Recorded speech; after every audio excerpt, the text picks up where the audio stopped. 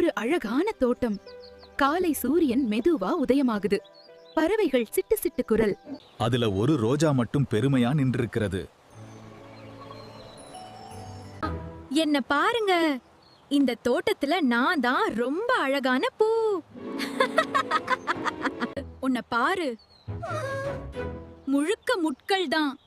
உன்னில் எந்த அழகும் இல்ல. சில நாட்கள் கழித்து வெயில் மிகவும் அதிகமாகியது. தண்ணீர் குறைந்து தோட்டம் மெதுவாக உலர ஆரம்பித்தது. எனக்கு தண்ணீர் வேணும். ஒரு பறவை கற்றாழையில இருந்த தண்ணீரை குடிச்சது. உன்னிடம் தண்ணி இருக்கா? அப்போதான் ரோஜாவுக்கு தன்னோட தவறு புரிஞ்சது. மன்னிச்சிடு, நான் உன்னை கிண்டல். பரவாயில்லை, நான் உதவுகிறேன். நேரத்தில் ரோஜா மீண்டும் மலர ஆரம்பித்தது. இந்த முறை அது மிகவும் தாழ்மையாக இருந்தது. உண்மையான அழகு நல்ல மனசில் தான் இருக்கிறது. We should not judge others by their appearance. Everyone has a unique specialty.